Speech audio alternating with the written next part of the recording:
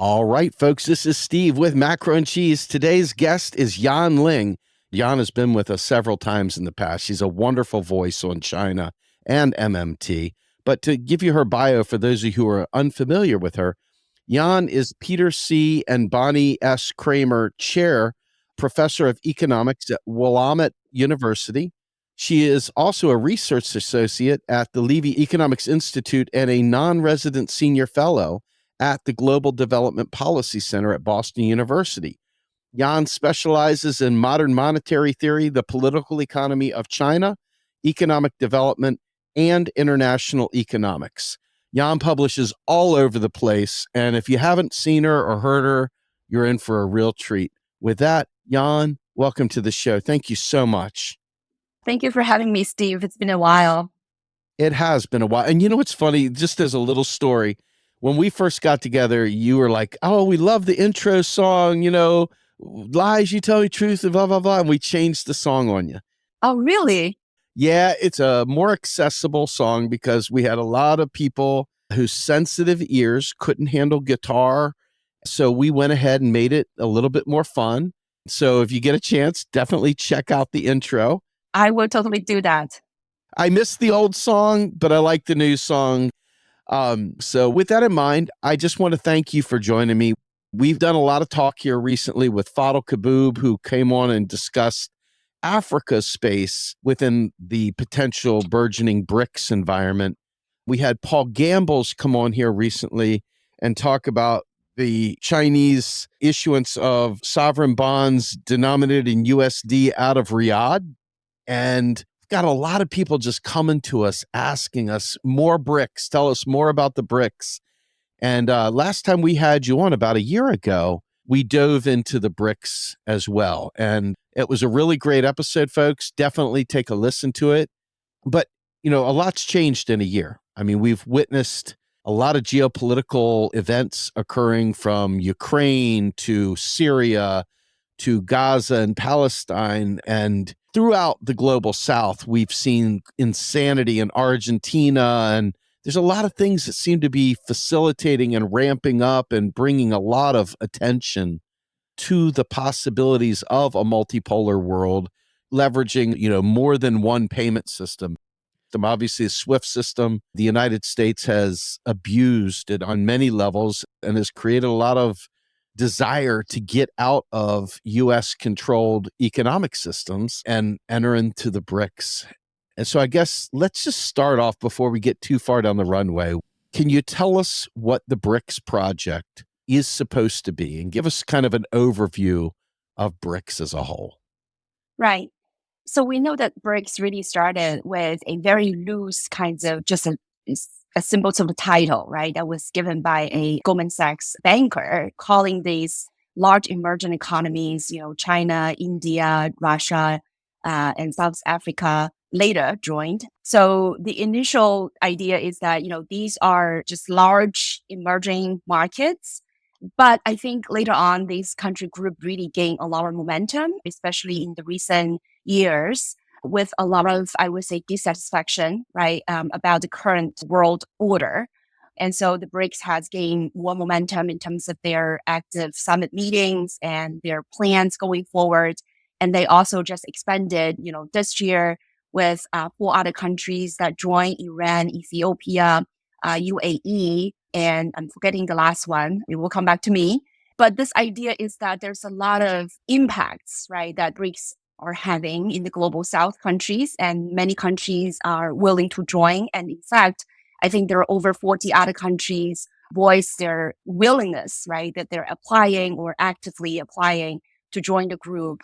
And now another 13 countries are added as the partner countries. They're not really the formal members in the BRICS groups yet, but they are sort of on the sideline. They're participating in some initiatives in BRICS and so on and so forth. This is going to be, I think, influential and impactful going forward, because I think, after all, these country groups represent over 31% of the global GDP on the PPP basis, which is actually more than the G7 countries. And they're also having countries that have very unique weight, right, in the global economy. So now they're controlling about 30% the global oil trading. If Saudi Arabia accepted and joined. They actually were still quite ambiguous about that.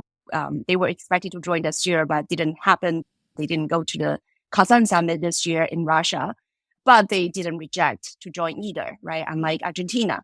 But in any ways, I think if they join, then the group will control about 41% of global oil trade. So this is going to be a weighty group and with very different agenda that's trying to rebalance the global order.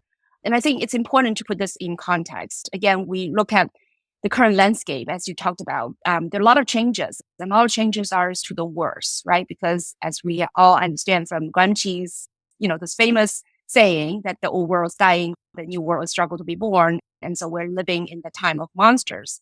I think 123 countries in 2022 at the UN voted in favor for the so-called new international economic order, right? That's 64% of the member states that are voted in favor. And this just shows that the global South countries had enough, right? They are not happy with the current world order. They're asking for more, sovereignty, self-determination. They're asking to reform the current global system. And I think that BRICS is one representation of that kind of demand. So this is significant. When I think about the U.S. model of keeping itself afloat, it has pushed most of its production out of the country, and it has leveraged the long arm of the IMF to ensure that it can get the goods and services it wants from abroad and low-cost production centers and so forth. Would you say that the impetus for the BRICS is a direct backlash against the U.S. system and the way that the U.S. uses its power basically to keep them in a subjugated role? Or is there a more academic reason for the rise of the BRICS? Yeah, that's a great question. I think, again, the rise of BRICS represents a sweeping kind of desire to change the economic system in the current world. Now, I think the financial system is definitely a centerpiece of that. So when it comes to why countries want to do that, I think there are a couple reasons. So one of them, I think, as you alluded to, is there is economic risks.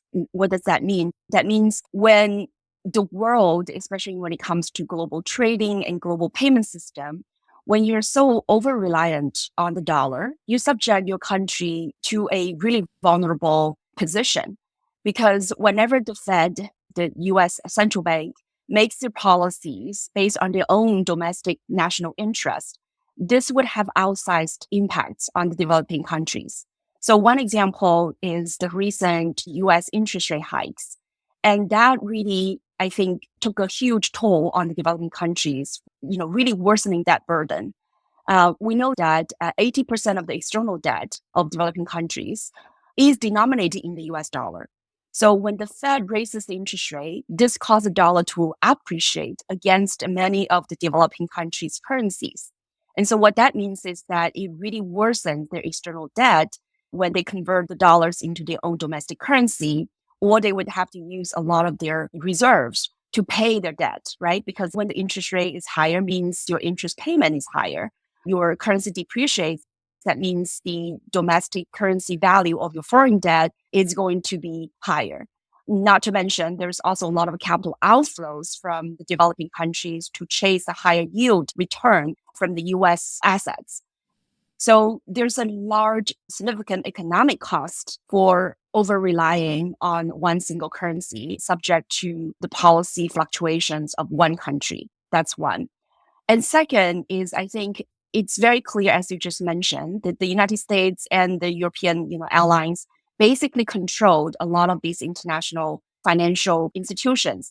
They're supposed to oversee and regulate and manage the global financial system, but they do in such a way that really benefit just advanced economies at the expense of developing countries. So very quickly, just take the example of climate change and climate financing. We know that 80% of the climate financing that is provided to the global south is in the form of loans. So what that means is that they're not genuinely helping the developing countries cope with climate change, to do climate mitigation or adaptation, which these developed countries have a responsibility to do. But rather than really providing the needed finance, they are putting developing countries in debt.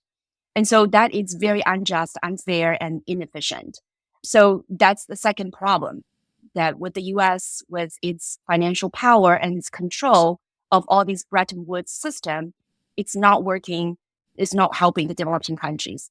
And last but not least, I think you see a acceleration of the move towards the so-called de-dollarization in the recent years. By the way, China has been calling for the so-called de-dollarization, right? A more multi-currency system after the global financial crisis back in 2009.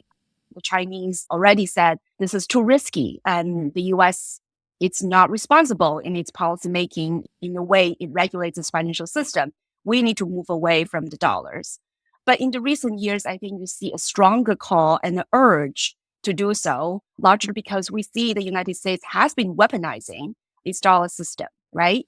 Over the years, it has been using its control of the international reserve system to freeze many sovereign governments' dollar reserves. 2011, they froze $160 billion of Libya's reserves. 2018, Venezuela, 2019, Venezuela, $342 billion of their reserves. And then the most recent one, Russia, they essentially froze $300 billion of the Russians' reserves and using the interest income from those reserves to finance Ukraine's war and also cut Russia out of the SWIFT system, right? The international banking messaging system. So all of this just showcase that the United States is using the dollar as a weapon to protect its own geopolitical interest. I think this really gives a wake-up call and warning call to these developing countries that they might need to hedge themselves against the over-reliance on the US-controlled financial system. So this is a long answer to your short question, but I think it just shows the urgency of countries trying to set up an alternative financial system to protect their own interest in the broader context of reforming the entire global economic system.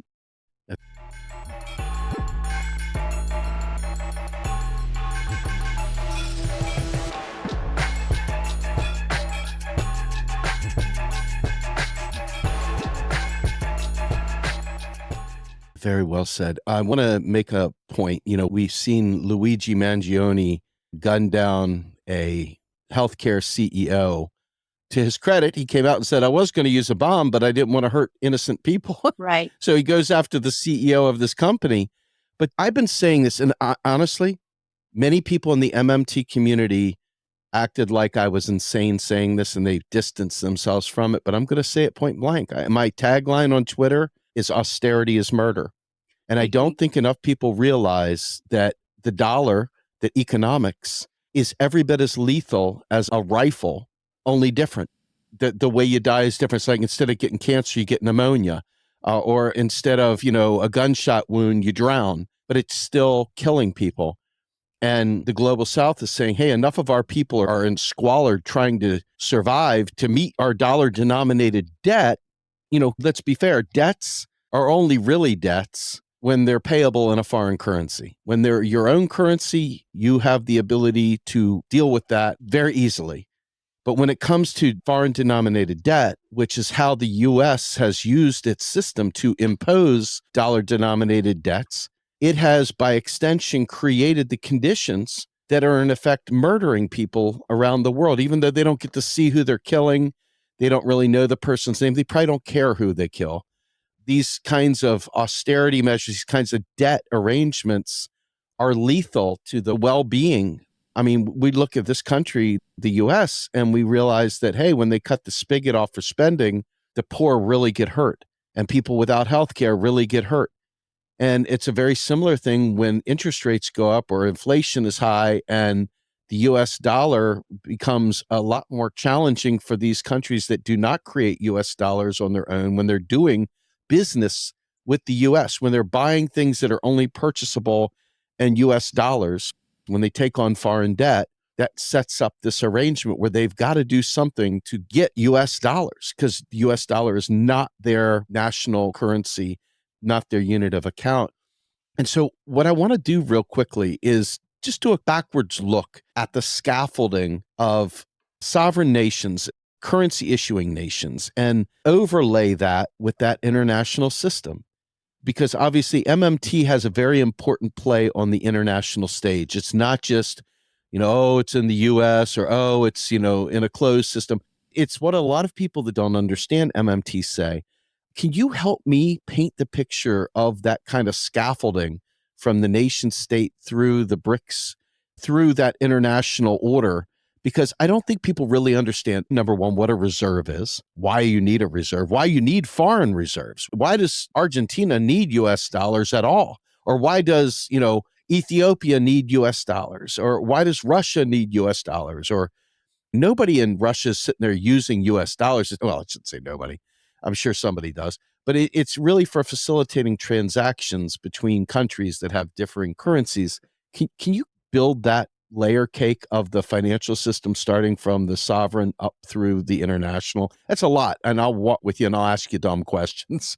But I think it's important for people that aren't familiar with why this international stuff matters so much. Yeah, that's a great question. I think we need to go back to the principle of the MMT, this idea that money is not just the outcome of a natural market bargaining or transactions. Money is not just a veil. It's not just something innocent and sort of neutral, right? Money is a creation of the public authority, and there is the political power and there's the geopolitical power behind the currencies. And so I think we need to make that clear in the first place. And as you alluded to, right, even with the United States, which is a monetary sovereign government and use its own dollar, we are still seeing some of the self-imposed austerity, right, that we can't get universal health care. We can't have the Green New Deal because we don't have money. And that is outright a lie, right? It's to protect the interests of the financial elites and the political elites at the expense of the general public. And so that's why you see this kind of social tension between people who really don't have any means to protect themselves against all these medical issues, right? Versus the big fire system, right? The finance, insurance, real estate sector that just simply raking in a lot of personal and corporate profits. And at the international level, you're absolutely right. Look at Argentina. People are hailing that they're able to reduce the external debt, but at what cost? I mean, this is the time that you need to ask at what cost, right? That poverty rate has jumped up to 50%.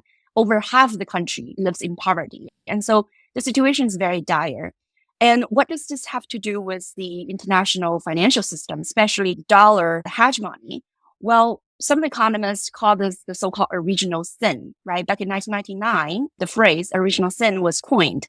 Well, what does that mean? It means when the dollar established its hegemony position, right now we're having dollar that accounts for about 58% of the total foreign exchange reserves around the world. It's used as an invoicing currency for 54% of the total exports in the world and account for over 88% of the foreign exchange transactions. So what that means is that dollar has established itself as an indispensable currency in the global trading system, in the reserve system, in the global payment system. And in other words, if you are a country, let's say Sri Lanka, or if you are Ethiopia, if you want to buy or, to sell in the global market, you need to use a dollar as your invoicing currency. So your goods that you're buying is invoiced in dollar, and you most of the time pay in the dollars, especially for the global large commodity transactions, oil, for example, right? And again, we don't need to go into detail as to exactly how the US dollar acquires that status. Suffice it to say, it's not just the pure economics. It's not about just the US economic size, right? The US accounts for 20% of the global GDP, about 20% of the global trade. But again, the dollar has played a much more outsized role in the global financial system. So it's not just about economics. There's a lot of geopolitical military operations behind to put the dollar in that position. But let's stick to the world that we lived in now. As I just mentioned, the dollar becomes such an indispensable currency. So if you wanted to trade with other countries, especially if you want to buy food, energy, technology in the global market, you need to have the dollar, right? And I think that is exactly what Fadal has been talking about. The sovereignty is important because if you're over-reliant on global market, you need the dollar to be able to purchase all these products. They're essential for your people's survival. And because you need to purchase all of these, if you don't have the dollar, what do? You borrow. And that's why you get this external debt problem denominated in the dollars primarily. And so that's why countries now are in a way forced to accumulate dollar reserves, right? Because the rule of thumb is that you need to have enough foreign exchange reserves, mostly again in dollar, to be able to pay at least 3 months of your import bills or to cover 100% of your short-term debt. Because if you don't have the reserves, you could put yourself in a very vulnerable position, right? If there's some fluctuations on your foreign exchange earnings, then all of a sudden you're not able to pay for the imported food or energy. And that means in some countries, your economy can't function pretty much, right? Or, if you don't have enough reserves to pay for your external debt in the short term, then again, that could in some ways create defaults and other undesirable economic consequences. So that's why countries scrambled to accumulate their dollar reserves, again, to continue to use the dollar to pay for their imports, to borrow in dollars, and so on and so forth. And that is really a vicious cycle because, again, the more you need to acquire the dollar, the more you reinforce the hegemonic role of the dollar. And that's why BRICS say, no, we want to diversify away from the over-reliance on dollar. And it's not just, BRICS, right? The African countries, 2022, they met in Ghana and they made a plan to build the so-called Pan-Africa payment and settlement system, using the local currencies for the payments and settlements within the continent.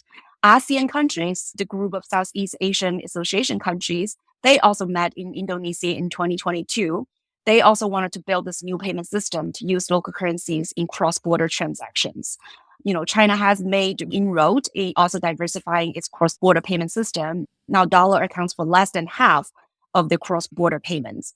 So just in general, I think countries realize all these economic, geopolitical risks and the inefficiency, right? And also all the dire consequences of over-reliance on the dollar system. And they have been trying and making efforts to diversify away from it. In terms of the reserves, one of the things that you see is this year, led by countries like India, Poland, and I believe Iran, we have seen countries really start to accumulate more gold as their reserves. And that drives up the gold price.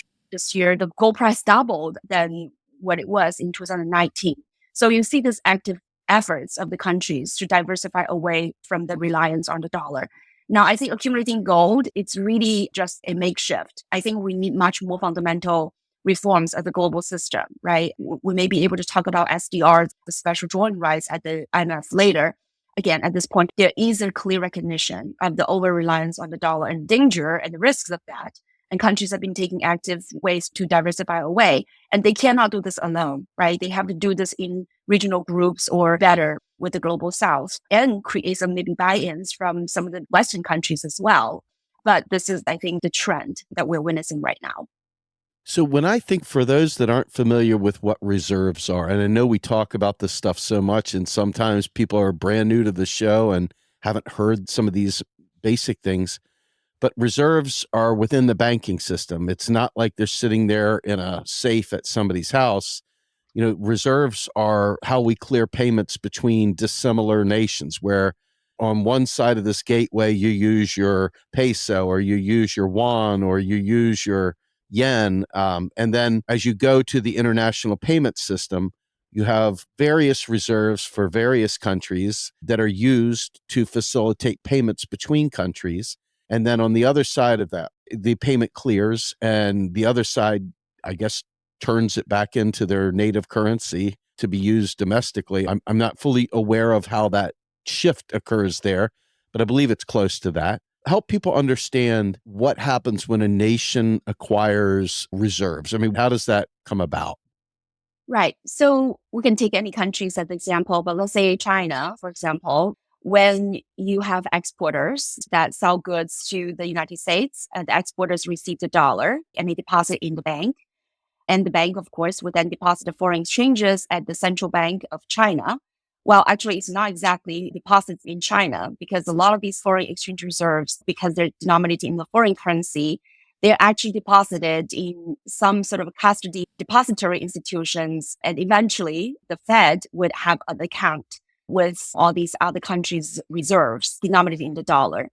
So again, you earn reserves, not to talk about all these technical details, but you earn reserves through basically net exports, or you can have net foreign inflows of investments. For example, if you are able to attract foreign investments into a country, they would have to convert their dollars into your local currency, right? So you would be able to earn foreign currency in this case. But all these investments, or if you borrow, these are not really the earned foreign exchanges, because the foreign companies can always retrieve their investments and they could always call in their loans. So the really ultimate way for a country to acquire foreign exchanges is through net exports. So that's why I think there are these comment about the US's exorbitant privilege, which is that US is able to issue all the dollars they need and exchange for real goods and services from the rest of the world. But for countries that earn these foreign exchanges, they cannot use the foreign exchanges in the domestic economy, other than some of the great economies, or if the country is completely dollarized. But these exporters usually would convert the foreign currencies into domestic currencies. And so that eventually this becomes the foreign exchange reserves. But again, they're not really, in a way, sitting in the central banks in their own countries' vault, right? It's a depository of entry. It is an account that eventually will end up in the Fed, because the Fed is the one that controls the dollar, right? Issues the dollar. And so that's why in the Russians' case, as I just mentioned, they have $300 billion of the foreign exchange reserves, mostly in dollar and euros, are frozen because the US has the jurisdiction. They have the legal ways to freeze the account. And that's why, again, countries feel that they could be in a vulnerable position, right? If their hard-earned foreign exchanges got frozen or taken away from them due to any of the things that the United States disagree with, right? So I think that it's probably important to note why countries accumulate reserves, how they do that, and why do they now want to diversify away. The geopolitical concern is definitely one of the catalysts of the current move away from dollars. But there's also many other reasons. One of the things, as you mentioned, the reserves is a safety cushion. So a lot of the dollar foreign exchanges are invested in the US treasuries. In China's case, they have now over $770 billion of the treasuries as part of their foreign exchange reserves. And many countries do that. And these securities, they're safe, but the return is relatively low. And so the carrying cost is somewhere between 1% and 3% of the GDP, meaning that the countries are exporting their hard worked, right, resources in exchange for the dollars and then invest in the very low yield treasuries. So I think they're really holding the short end of the stick. But at the same time, they feel they have to do that because if they don't have the reserves, they cannot pay for their imports, or they cannot pay for their debt, or they cannot stabilize their currencies. I think in the most recent episode, as we know that the US had hiked the interest rate by over 500 basis points in the short span of a year and a half, we see many countries, their currency depreciates. And so what do they have to do is they have to sell the foreign reserves in order to support the currency. And so we're seeing countries like, for example, Czech Republic, they have run down 15% of the reserves to do that. Hungary run down 19% of the reserves to defend their currency values. And so for both economic reasons and for geopolitical reasons, countries accumulate reserves, but that it's really not most desirable, right? So that's why they are trying to diversify away from the dollar reserves. So one thing that comes to mind, the MMT basic message of taxes are not a funding mechanism, but taxes create the necessary obligation to keep you needing that money. And that is how the US government and all governments provision themselves at some level. But it sounds to me like the IMF and these various means of US dollar denominated hegemony creates a de facto tax on these countries that are not necessarily under US jurisdiction, but because of the debt arrangement have in essence become vassals. They've become kind of colonies of the US where they are dependent on US dollars now. And I would imagine that that's a pretty important arrangement to understand. It's a power dynamic that I don't think a lot of people are fully aware of. I want to just say one more point about the concept of safe investment in treasuries. You hear a lot of people talk about, well, what if people lose faith in the dollar? What if they lose faith in the dollar? And usually you just sort of laugh at them about that stuff because as long as we can enforce a tax, dollar's not going anywhere. But when you think about what the US did to Russia, and you think about our countries willing to store their dollar holdings in the US? Are they willing to hold dollar holdings for fear that the US will seize their assets? That does create a lack of confidence or a lack of faith in the dollar institution, not necessarily the dollar for buying sodas at the soda market, but like in general for international transactions and savings in this case. Does that not create instability? Does that not create the very conditions that would create, quote unquote, a lack of faith in the US's willingness to support its own currency? Well, I think that's interesting. I think it's very interesting the way you put it, which is that there is this power dynamics. We know that at the domestic level, yes, the government is the highest public authority that could impose obligations on the citizens. And so that drives demand for the currency. So the global level, of course, the US government cannot directly impose taxes on the other country's citizens. But you're right, there is still the kinds of power dynamics that in a way create a demand for the US dollar. So because the US is the country that holds the strategic assets, the dollar, it forces other countries to, for example, trade in the dollars, right? In terms of petroleum, the oil dollar trade, if you don't use the dollar, you will be severely punished. Look at Libya. And look at what Donald Trump has been talking about with the BRICS countries, right? If you guys dare to use other currencies, then you will be subject to 100% tariffs. I mean, there is a kind of coercion. There is the force, right? There is the kinds of geopolitical power play here to make sure the dollar maintains the kind of hegemonic power. Also, because again, the US government will not, at this point, as we very clearly see that, the US government is not going to lose its power to impose taxes, right? And enforce the taxes on its citizens. So in that case, there's no loss in faith in the dollar. I mean, the dollar is still very well desired, very highly demanded within the United States. And at this point, outside of the US as well. And so I don't think there is a loss in the faith, so to speak, in the dollar. But what I mean is, again, from the global South's point of view, there's tremendous economic risks and geopolitical risks of relying on the dollar, which they can't control, right?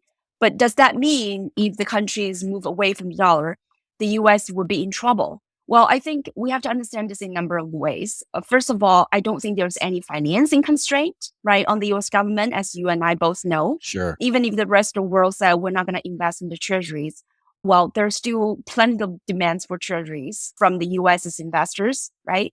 And even if, let's say, there's no demand for the treasuries, well, the US government doesn't need to sell the treasuries in the first place, especially when we're talking about now with abundant reserves. The whole open market operation is basically out of the scene. We don't do that anymore. We don't need to sell the treasuries to drain the reserves in the banking system. The Federal Reserves are now simply paying interest on the reserve balance for the banks, as a way to anchor the Fed funds rates. So there's really no reason to continue to issue the treasuries, domestically or abroad for that matter. This could benefit all those rich people that have the US treasuries, that they're getting, billions of, hundreds of billions, close to trillion of interest payments.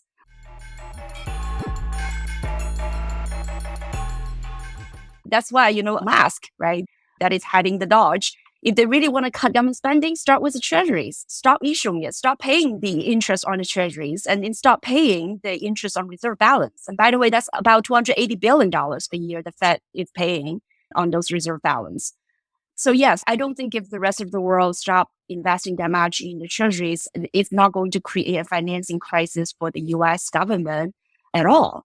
But what that would do, though, is if there is less demand for the US dollar, that means the US may not be able to buy the same kinds of resources at the same price from the rest of the world, which, again, to some people may be a good thing, right? If you're really worried about, the imports are reducing our jobs at home, well, then here you go. You are not importing as much as you used to, or not at the price, right? That's very low when you pay in the dollars.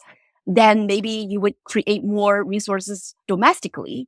You can create more jobs in those used to be in substituting industries and so on and so forth. Now, I need to, again, make a quick clarification. I'm not saying that the job losses in the United States, especially in the manufacturing sector, is due to globalization, is due to the imports and so on and so forth. We know if the federal government wants to do it any day, they could create full employment. right? They don't need to worry about the imports taking away the jobs. They can create jobs at home. And we also know that the US has been losing manufacturing jobs way before China joined the WTO and so on and so forth. When the US imported a lot, from the global South countries. This momentum started from 1960s and 50s on. So I don't think it's globalization that creates job losses. I think technology is structural changes in the US and then recently is due to financialization, right? It's companies that move their operations abroad to save costs and so on and so forth and reduce the workforce and use automations in the first place or not even build anything, not produce anything anymore, right? The US is producing financial assets pretty much, right? That is where the US's comparative advantage is. But, that kind of goes a little further away from our discussion of BRICS. But I think it's just important to understand the dynamics. What are the real impacts when we have a more so multipolar system in the currency space?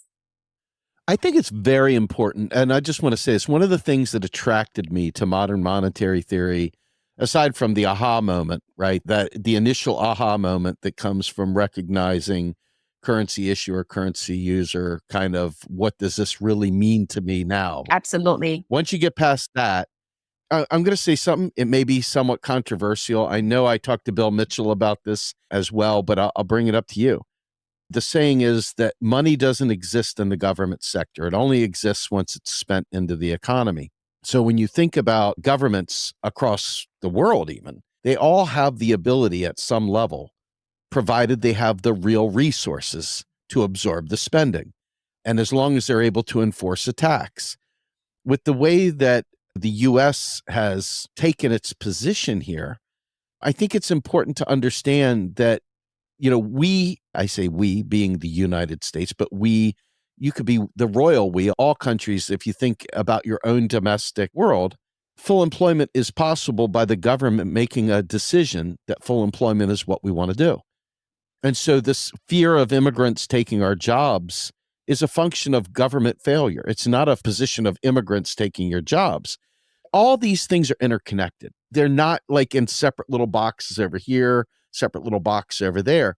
So when you look at some of the problems that the US is trying to fight, which I believe are fraudulent and fake, anti-immigrant and this, that, and the other, it creates a lot of the instability that I believe also makes breaking away from the US SWIFT system, the US control, the US hegemony. It makes it that much more important because the US is quite cruel. I mean, as a citizen here, I'm almost mortified of what I see now that I understand. So as I think about all these factors rolled in, MMT taught me that you have to look at all sorts of different disciplines to understand. You got to look at history. You got to look at other countries. You got to look at culture. There's so much that has to be undone once you understand MMT. Once you understand the way the system really works, a lot of the stories we've told ourselves just ain't so. And it's not just one. And that's what makes MMT so both nerve-wracking and also exciting, is that it really does force you to rewire all those synapses in your brain to reconsider problems that were once seen as impossible and to really, really understand the realm of what is possible. And I think that the BRICS represent an opportunity for us to teach people these key truths. And I don't know if you notice this, but I notice this. A lot of these folks running around, they're right nipping at the edge of MMT information. They want to know these answers to questions, but the word MMT makes them go, oh, you're just printing money. They only assume MMT is printing money. They don't have any idea that MMT brings in the concept of the state and the creature of law and all these other elements there that their own governments lie to them about, quite frankly. Can you help me understand the MMT angle with BRICS? What is the MMT insight to BRICS? What do you feel is the aha moment here? Right. So I think I wanted to make two quick points responding Sure. to what you just said. I think is very great. It really is very insightful. Two things that you mentioned. One is that, yes, there are so many dimensions we can talk about, right, in the current world, especially, the US's behaviors, right? And the way that how the system is set up is so unjust and unfair and, unsustainable and so on and so forth. There are so many layers of problems, but everything seems to trace the back, right, to that money, right? Money seems to be really at the center of all these complexities because money moves things, right? We're talking about real resources, but money is what behind who gets the access to these resources, who gets to put these resources in what uses. And so I think money is so important and so complex. And that's why I think you're right. The MMT is so important. And it's so frustrating, when people are not really peeling all these complex layers and to really understand why money sits right in the middle, right, of all these problems. And so that's why I think you're right. We should be excited. We should really learn about MMT and see how this is a useful lens for us to understand, all these complex and very dynamic, very much evolving problems. And the second thing that I think you mentioned that really resonate with me is this idea of money issuers and money users, right? The currency issuers and the currency users. So put it in the BRICS context, right? Or global south context is that we are the users of the dollar. We are not the issuer of the dollar, right? So we really subject ourselves to that kind of dominance and the power, right? And we subjugate ourselves to the kind of money issuing power of the United States and some of the Western allies. So I think that is a clear recognition of the BRICS countries, right? You may wonder, there are so many things that the BRICS countries can work on. Why this alternative financial system is such a centerpiece, right, of their most recent, for example, Kazan's summit. They spend a lot of time talking about this financial architecture. They want to build a clearing system and to make sure that they have interbanking operability. They wanted to build these insurance mechanisms that would ensure trading and payment system function smoothly. They talked about how to really empower the BRICS banks and increase local currency lending and financing. They also talk about the contingent reserve agreements, which is basically that, we need the dollar, right, as reserve currencies, as an emergency funding mechanism, but we don't get them.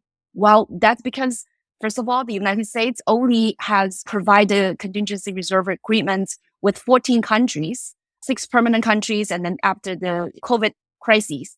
But only 2 out of those 14 countries are developing countries. And the large developing countries are very relevant for the United States when it comes to geopolitical alliance. One is Mexico, one is Brazil, right? Only these 2 developing countries have a direct line of credit from the Fed. All the rest of the countries don't have that luxury. So in other words, if there's a crisis, if there's a liquidity shortage, these countries are left on their own, right? They're not going to be able to get the liquidity support from the United States. Now, one could say, they also have the IMF. But we all know the problem with IMF emergency lending, right? First of all, it takes actually quite a long time for them to approve. And again, that gets a little bit into the technical details of IMF functioning. But the point is that the United States single-handedly have 17% of the veto power. And some of this lending outside of their quota requires 85% of the votes. So the US alone can veto any of these emergency lending facilities. Not to mention, the IMF also comes with a whole package of structural adjustment policies that pretty much would ask countries to liberalize and privatize austerity to their bone. So I think there's just a lot at stake that countries don't get the liquidity they need at the fair and just way. And so that's why they get together and they need to create this alternative financing system, rely less on the dollar for their clearing, for their transactions. They need the local currency lending and financing. They need the insurance among themselves. They need to set up this contingency reserve requirements so they can provide liquidity to each other in times of needs. So I think all of this, again, is centered around money. It's centered around the currency issuance, the monetary sovereignty, the monetary power. And that's why I think the BRICS countries are putting it into the centerpiece of their current initiatives. And again, like I mentioned, many other regions in Africa, in Asia, Asia already have the Chiang Mai agreements after the global financial crisis. So countries now more and more realize that money sits really in the middle of these international economic order. And they need to reclaim the kinds of monetary sovereignty. If it's not as a individual country, then at least as a regional bloc, as country bloc. So I think that is why it's important that we need to use MMT to understand how money works, right? If you still believe money is just gold, right? Money is just precious commodity. Money is just a market derivative. then you can't really understand any of these complexities in this current geopolitical world. As you're watching them put together the scaffolding of what would make up this BRICS series of institutions, to me, I almost can't fathom them not understanding MMT if they have to build this from the bottom up. I mean, you have to build the blocking, tackling, the software, all the different components that make up a payment system. You'd like to believe that these truths would become self-evident as they have to reverse engineer and build their own thing. But, I'm hearing that there are elements there that are baking in some really, really silly ideas that maybe should be known by this time. Where are they at? I mean, do you see an MMT awakening happening in this space, or do you see them bringing back some ideas that maybe just aren't some silly gold standard logic or anything else like that? Yeah, you're right on. I think you're absolutely right. I think these countries would have to come to terms with what they want, what exactly the clearing system is going to do. So I think now very quickly they have correctly abandoned this idea of having a common currency, right? I think the euro lesson should be well learned. And we also understand monetary sovereignty means that you should be using your own national and sovereign currency. So they kind of move away from that. I think initially there has been some noise, not necessarily from these countries themselves or with the architects that are building these financial architectures, but we hear things about, a common currency that's backed by oil or by gold and all these things. But I think from Kazan's summit declaration, you can see that idea is abandoned, I would say, even though I think Russia said that, oh, this is going to be our long-term goal, but I don't think they're going to go anywhere with a sort of regional common currency to replace the individual currency. So that it's gone. The second possibility is to really create a common clearing unit, similar to what, Keynes would call a bancor. So use that as a common clearing unit. So you still have your national currency, but using this currency unit as a way to clear the different balances across countries. So that can be done. You could set a unit, the value would be based on all these BRICS currencies, but it's a counting unit. It's not backed by anything, right? It's just used as a denominator to record who owns whom by how much. That is a possibility. But again, I don't think they quite have either the political will, let's say, to set this up, nor do they have, I think, a clear institutional arrangement to make this clearing unit happen anytime soon. So the most likely one that they're working on is a digital currency clearing system. So what that means is that, you don't have a clearing sort of unit, but you have central banks among themselves clear their balances through a digital platform. So it's likely the technological prototype has already been existing, right? It has already been established. So for example, the BIS has the so-called mBridge, and there's other similar type, I think is Pundant. So some other kind of digital clearing platform that also have countries that are experimenting as a group, right, with it. So I think that is actually a direction for them to work on, even though the BIS now has exited from the mBridge project. It doesn't mean that other countries cannot pick them up and continue to develop it, right? And China and Hong Kong are actually part of the mBridge system. So again, this is a distributed ledger, and this is when countries are able to settle their balances among themselves, through the central bank digital platform. Now, of course, there are still a lot of institutions to be built. Things like who are those foreign exchange dealers that can operate on this platform? What would be the exchange rate that we can execute these trades? They need to agree with who provides liquidities and what are the dispute settlement mechanisms look like, and so on and so forth, right? And there's also all these other privacy laws, data protection practices that they need to work out. But again, institutions are built, right? And they're not built overnight. Mhm. But I think that now the BRICS countries at least have seemed to come to terms with what would be the most likely way to promote the kinds of local currency trading and clearance among themselves. And they're actively pursuing this kind of technological solutions and institutional building to make that happen. So I think that is encouraging.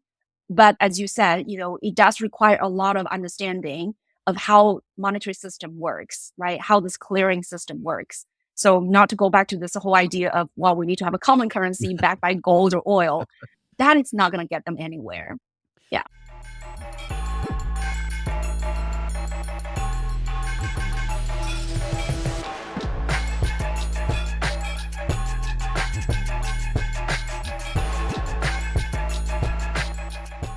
So this is probably my final question to you regarding BRICS. So once this is stood up and it's a system, obviously China has done an amazing job with their Belt and Road Initiative, the ports around the world. They've tied countries together in a less than predatory way. I won't call it non-predatory, but I'm sure it's less predatory than what the US is doing. But within that space, would you envision countries doing direct action through the US, or would you see it going through the BRICS payment system to the US SWIFT system to create a bit of a demarcation, if you will? Or would you see these countries operating in two different payment systems? How do you envision interoperability, or would they be completely closed loops? I think as the way things evolve now, it does seem that there will be parallel payment system. And here's why. Even if the BRICS architecture is able to build up and the global South countries will join, and again, many of them are on the line of partnering countries, and that includes some of the very large emerging markets like Turkey, Indonesia, Algeria, and so on and so forth. So it's likely that you could have this kinds of BRICS system, expanded system, to have a local currency trading and settlements clearance system within, the global South. But let's face it, G7 countries still exist. They still hold a large weight, right, of the global economy. And at this point, I think it's very unlikely, right, they're going to join the kinds of BRICS payment system. So I think the very likely scenario is we do have the kinds of parallel system where when the global South trade with each other and invest with each other, they would use their settlement system within their own. But then when they have to work with the G7 countries, then they would have to, in some ways, I think, use the current SWIFT or the US system for the clearance, right? That said, I think when you look at, again, the trend, it used to be that the developing countries, in terms of the emerging market trade back in the mid, I would say 90s, it's very little. It's about, only 10% that the trade is between developing countries. By 2032, as a forecast, it will be 30%. So in other words, 1/3 of the global trade is between the global South countries, up from 10%. And I think that would actually accelerate, right? Because a lot of these very important critical resources are in the global South. Global Souths are really resources rich, right? Be it in terms of young labor, or critical minerals, or any sort of agricultural and other commodities. They're very rich in these natural resources. So it's likely that trade among the global South is going to continue to expand and accelerate. And so that's why I think this payment system will be really useful. And at some point, I think the G7 cannot ignore it, right? If they wanted to buy these critical resources from the global South, they would have to follow the terms of the global South countries. Now, financial investment is another story, right? That I think in terms of financial investments, it's still quite small in terms of global direct and portfolio investments between developed countries. Now it's only about 11% of the total investments. So it's still rather small. But the question is, does it really matter that much, right? I think a lot of these financial transactions, if it's not FDI, well, even for FDI, I think a lot is for tax evasion purposes and it's for speculation purposes. So it is okay that, we're not attracting a lot of the portfolio inflows from the global North countries. I think, it's probably good to keep that kinds of financialization at bay. And as you just mentioned, China does have a lot of interest to engage in Belt and Road Initiative, even though they did make some sort of pivot, right? They don't want to continue to finance very large infrastructure projects, just given the fact that many developing countries are heavily in debt, even though, again, China is not accounting for a great majority of the debt in the developing countries, right? Even for some of the countries that always say it's China's fault, like Sri Lanka, China actually only accounts for about 15% of Sri Lanka's external debt. And for countries like Zambia or Ghana, again, it's only about 10% of their debt. I mean, it's a large bilateral creditor.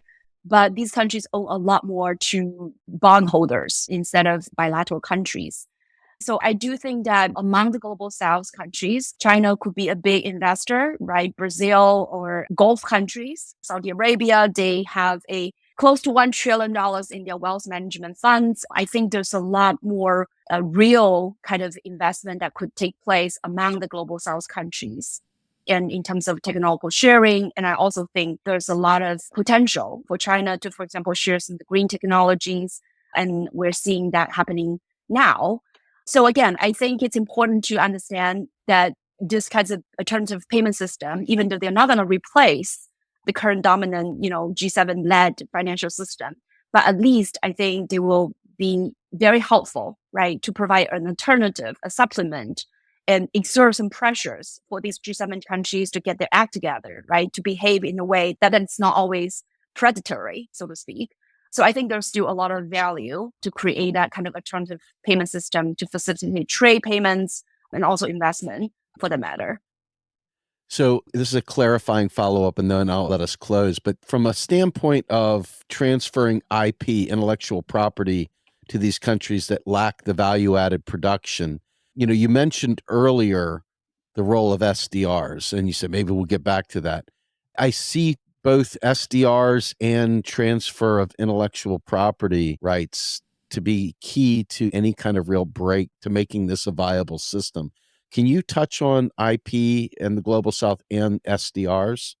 Yeah, so I think those are, like you said, it's connected, but they're also kind of separate questions, right? So I think for SDR, right now, the biggest problem, of course, is still the SDR issuance is very much under the control of the United States. The most recent issuance of $650 billion worth of SDR, it's insufficient. It needs to be much larger, right, to really for COVID pandemic relief and for recovery and all of these. But the reason that only 650 billion was issued is because that is the minimum for the U.S. Treasurer to approve, right, without going to the Congress. So they only issue this much because clearly the U.S. Congress is not going to approve it, right? So that's one of the problems, is that how much to be issued is pretty much controlled by the United States. And the issuance is relatively small. And also the great majority of the issuance goes to the developed countries. As a matter of fact, 58% of this issuance goes to the advanced countries. And they don't really need them, right? The developed countries, they don't really need this much SDRs. In fact, they have very low utilization rate of the SDR in the developed countries. It's about 6%, the historical average. Whereas for the developing countries who could really make use to those SDRs, their utilization rate was like 43%. They are not getting really much, right? When you think about the great majority of the developing countries, way outnumbered advanced countries, right? 150 some developing countries only get about 42% of the new SDRs. China gets about 40 billion. And African countries getting, I think it's about 5 billion. I have to double check the number, but it's a very small amount. So I think that is a problem with the SDR. If we wanted to use the SDR and make it really into an effective tool of providing liquidity, and also I think in some ways could be more useful for development financing, we might need a separate episode to talk about, the SDR mechanisms. Sure. But at this point, again, very little of the new issuance goes to the poverty and growth trust, which is basically used for development financing at the low or no interest rate for the low income countries. So again, we need to change the way the SDR is both issued and distributed and also rechanneled to really make good use of it, right? So that's one. And of course, to do all this, right, then you need to have a governance reform at the IMF and the World Bank. Well, it's always easier said than done. Then in terms of the technological transfer, I think that is also a very interesting question. I think it's clear there is a technological monopoly by the United States, to a lesser degree by the Western, European countries, right? Looking at AI, looking at these large language models, we know that it's a developed country thing. It's a US thing. And they're not going to transfer technology by all means, right? Now, China could play a role here. Now, China, of course, has its own interest, right, to protect the proprietary knowledge. Mm-hmm. But at the same time, when you look at China's engagement in Africa, for example, They did set up a lot of agricultural demonstration zones. They do set out a lot of technological demonstration centers and learning centers. So I do think that, when it comes to core technology, China is probably not going to transfer for free, of course. But in terms of sharing some technologies that China believes is in its interest, and a lot of times China does believe that there is mutual benefits, then I think there will be technology sharing in that space. Again, I think that what Fadal has been talking about, this grand bargaining, that developing countries in Africa, in Latin America, they do have a lot of these critical minerals that China wants: lithium, cobalt, copper, you name it. China is very good at processing and refining these minerals, but a lot of these raw materials are deposited in Africa or Latin American countries. And so the way I think this grand bargaining could work is for these global South countries to say, okay, if you want our critical resources, you have to come invest here. You have to share technology with us. Otherwise, we're not going to just directly export some of these raw materials to you, right? Indonesia has been doing this, right? They have pretty much restricted and banned their raw nickel exports. And so that entices a lot of Chinese companies to go into Indonesia and set up these processing refinery facilities. Now, it's not a perfect system. There's still a lot of environmental issues and so on and so forth, because mineral refining and processing is a very dirty business. So things could be done better. But at least that demonstrates that for global South countries, when you deal with China, not to mention the Western countries, is that you have to recognize collectively you do have bargaining power, and you need to utilize the bargaining power, right? Instead of simply just ask foreign investors come in and take your resources and pocket the benefits for the government officials and the political elites, you really need to think about what would be the long-term sustainable path, right, for the country's development. You maybe have some personal benefits in the short term, but this is not going to get you very far as a politician or as a country for that matter. Right. So I think that is important to, work with China, cooperate with China, but also gather that kind of resolve and your bargaining power so that you can share the technologies and share the financing capacities and so on and so forth. That was wonderful. See, I think that it's really important for people not to just say the word BRICS and not tie the others in, these interconnecting points, right? Like all systems are complex at some level, the inputs, outputs, the connections, the various means of power and how things get done. And to me, IP is a real resource, right? If you don't have productive capacity to do X, Y, Z, you're always going to be at the bottom of the value chain. And I think that part of the problem today is the structural adjustments of the IMF and the way the US has leveraged the SWIFT system and leveraged their dollar hegemony has really left these countries in a position where if that doesn't change in the BRICS, that's going to ultimately create another power vacuum where they are once again at the mercy of someone else. And to quote our friend Fadl, you either have a plan or you're part of someone else's plan. And I just want to make sure people think about these things because it's not just an open shut. Okay, here's a system. Okay, here's a system.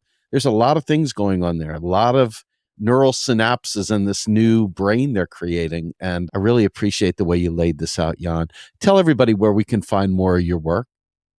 Right. So, I think I joined a lot of interviews and so on and so forth, but I'm also writing a series of short essays. A lot has to do with, China's global engagement and also China's own domestic economy.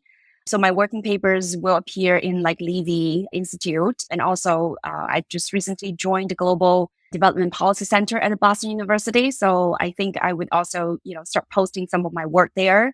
LinkedIn is the place where I think I will start to post some of my writing there. X or Twitter, I usually post some of the short comments. So you can find me there as well. And I also appear on CGTN quite a bit, talking about Chinese economy and then some other medias. And of course, here, right, that I hope that we will be able to come back and talk about some of these very important issues. And again, all money related, but goes far beyond that. So I think, yeah, I'm really grateful for this opportunity, right, that we convene. And I always love your thought-provoking questions, and some of the questions would really motivate me, right, to do more research. So this is a cool learning process.